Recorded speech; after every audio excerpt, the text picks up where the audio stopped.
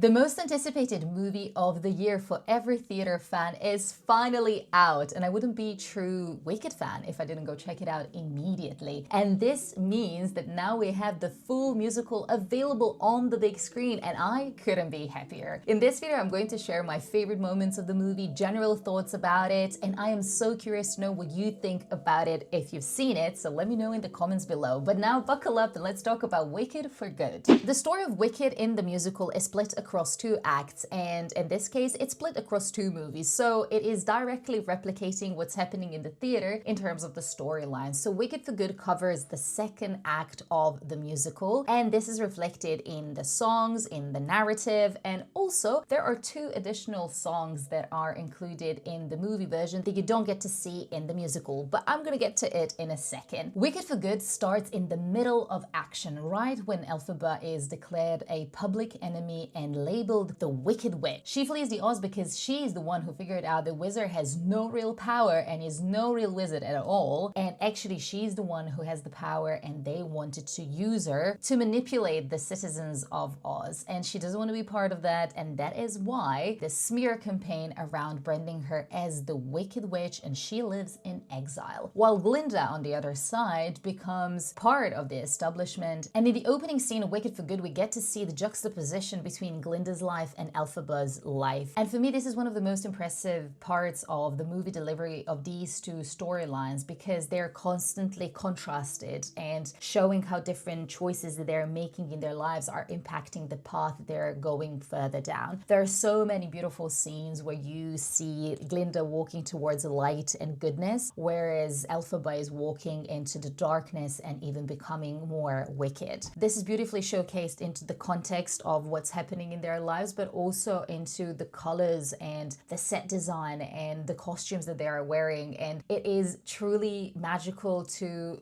experience this build-up of characters in such way, because this is where the movie has the upper hand, because they can really focus on these details and allow you to follow two parallel stories in the way that they want you to see them. Whereas like in the theater, you're kind of focusing on one character here, one movement there, like you're not really able to see it in such way. And to me, it is one of the most powerful aspects of the movie delivery of this story, because it really hones into how different these two characters are, which makes their reunion at the very end even more emotionally charged than you would anticipate to feel. But I definitely anticipated to feel a lot of emotions when it comes to that song, but I'm gonna get to it without crying, hopefully. Another thing about this movie is that it is way more action oriented compared to the part one, because in the part one we get a lot of scene setting about their friendship, how they met, where they come from, whereas like in act two there are a lot of key plot moments that happen, such as Glinda becoming part of the establishment and working with Wizard and Madame Morrible, then Elphaba being chased by Fiyero and his guards, then the two of them reuniting, then Nessa's death and Elphaba trying to save Fiyero. So all of these different things are way more, I would say, emotionally charged compared to the first movie, where a lot of things are just introduction to the characters and where they come from. In the second movie, there is a lot of more kind of nuance to Glinda. We get to see a glimpse of what is her key driver in terms of wanting to be loved and adored. And we get to see little Glinda and her mother, and how the whole adoration and validation aspect of Glinda's character has come from something that is deeply rooted in her being recognized from very early age as someone worthy of the attention. So with that understanding, we get to see also why Glinda is okay to be part of the establishment, and why she's finding it so hard to resist the glitz and glamour of the role that she's in, even if she's siding with pretty much a well-known enemy that her friend is fighting against, and ultimately she needs to fake that she also thinks that she is the Wicked Witch and that she's against her. This take on Glinda's storyline really allowed Ariana Grande to go deeper into the more emotional side of Glinda, and there are some really heartbreaking moments that she's going through that Ariana delivers with a lot of nuance, and I do think that she's definitely showing us a different side of Glinda's character. Whereas for Elphaba, I feel like that part of character development happened in the first movie, so now we kind of know who Elphaba is and what she's fighting for, so there isn't a lot lot of ups and downs of what she is standing for. We just know that she's fighting against the wizard and that she's fighting for the rights of animals, and that is her key character arc that kind of continues from the first movie. Whereas with Glinda, we do get that glimpse of something different and her desire to be recognized in her own right despite not having real powers like Elphaba does. So from that perspective, I really enjoyed getting to know Glinda through this new prism and allowing Ariana to also shine in a bit more nuanced way of delivery and having both some comedic elements but also like a true depth to her character as well. Let's talk about songs in Wicked for Good, because I do think that there is this misconception that Act 2 is slightly weaker, or maybe that's a general agreement within the theater fans, but I am here to disagree with this because some of my favorite songs are in this act and also in this movie. Even the opening number, thank goodness, is the one that showcases so much of heartbreak that Glinda is going through by trying to fake this whole image that she is trying to portray. And some of my favorite lines of the whole musical are in this number, such as, what if the joy and thrill doesn't thrill like you think it will? Still, with this happy finale, the cheers and the ballyhoo, who wouldn't be happier? And these are the lines that to me encapsulate what Glinda is about. She's trying to live up to the image that other people have of her, whereas deep down, she's kind of questioning herself, is that how she truly feels? And this is what we see in the movie. When it comes to other numbers, I need to talk about For Good. Obviously, that is the song of the show. I do think that that's genuinely the heartbeat of the show. It's the same way that Defying Gravity is the heartbeat of part one. For Good, to me, is the essence of the whole show. So I think that's the big finale for me. I can't talk about For Good, guys, without getting all teary, and that is because it is about friendship. It's about these two witches, these two women who are so different, coming together and forgiving each other for everything that they have done to upset one another, and yet realizing that their friendship comes before everything else. And to me, this is the pinnacle of this musical, because ultimately this is a story about a friendship that no one thought of when they saw The Wonderful Wizard of Oz, but that happened and it existed and it was deep and powerful. This song has so much emotional charge for me that I can't even just hear the first beats of the song. I am done. Because this song, in my opinion, is the most beautiful song about friendship ever written. And to me, just seeing Wicked for Good,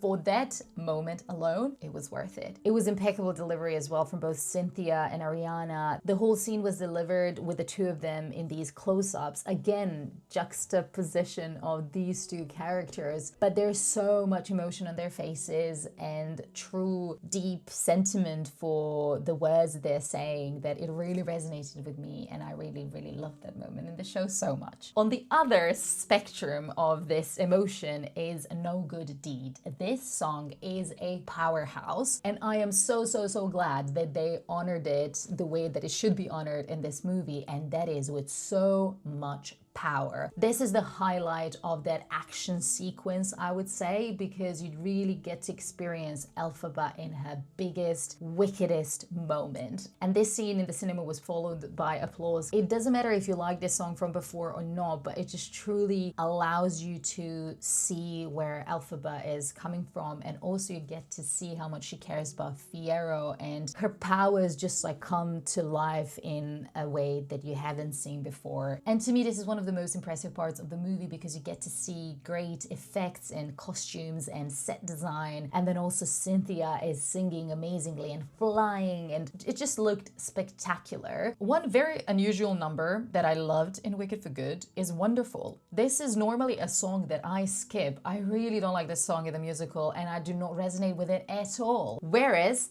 in the movie, this is spectacular and beautiful, and one of the main reasons for this is the impeccable delivery of the wizard by Jeff Goldblum. He is the wickedest, quirkiest, oddest wizard, and he delivers this character in equal measure with this amazement for all these little trickeries that he is trying to do, but then also he is just a bad person. And this combined just gives him this weird edge that sometimes you really like him and sometimes you really hate him. And then in combination with Elphaba and Glinda together, for a moment you just truly believe in what they could do together. And they're all dancing around and it's beautiful rainbow colors around. And then Elphaba and Glinda sit on the broom and there's this beautiful moment. They actually swap the lines from Defying Gravity where they talk about working in tandem and being the greatest team. And it's again that heartwarming moment about their friendship to realize how much they were actually connected and they had so much love for each other. We can't talk about Wicked for Good without mentioning As Long As You're Mine. This is the moment when Fiyero and Elphaba reunite and they're spending their first night alone, and we get to see Fiyero, played by Jonathan Bailey, and Elphaba, Cynthia Erivo, being together and kind of enjoying that moment of truly embracing their love and each other. And both of them deliver this scene with so much passion and tension that my eyes were glued to that screen. There was no other thought in my brain apart from seeing them sing this. And this is all happening in these woods where Elphaba is staying, and it's just all so beautiful and magical, and the two of them falling in love. There are two new songs. One is delivered by Elphaba called There's No Place Like Home,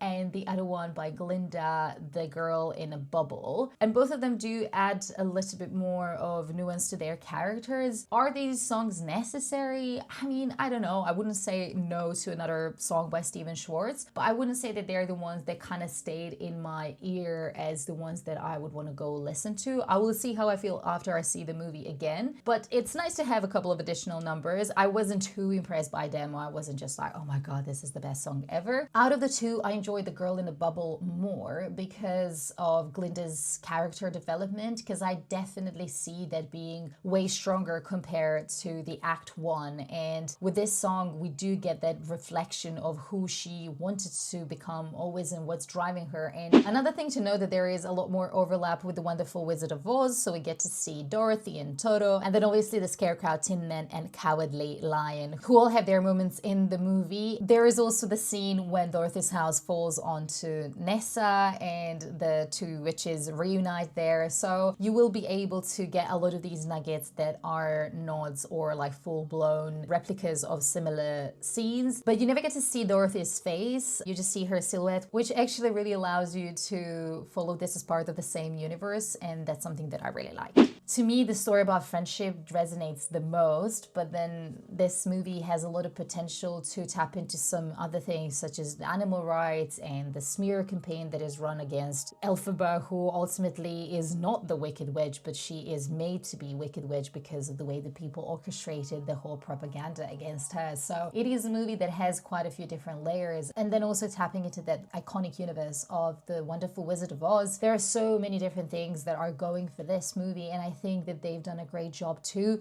adapt it for the screen. For people who are not into musicals or who are not into Wicked or who are not into magic, I don't think that this is the movie that they're going to go and see and be like, oh my god, I love this. Although there are some of my friends who said I don't like musicals, but I loved Wicked and I can't wait to see Wicked for Good. So there are different paths that this story will make to everyone's hearts. It's already been in my heart for such a long time, and I can't help but being biased because I love this musical so much. So I think because of that, it is the reason why I love the movie as well. I'm so interested to hear what you are thinking, so please let me know in the comments below. And if you're wondering what my other favorite musicals are, then check out this video where I'm talking about 5 of them.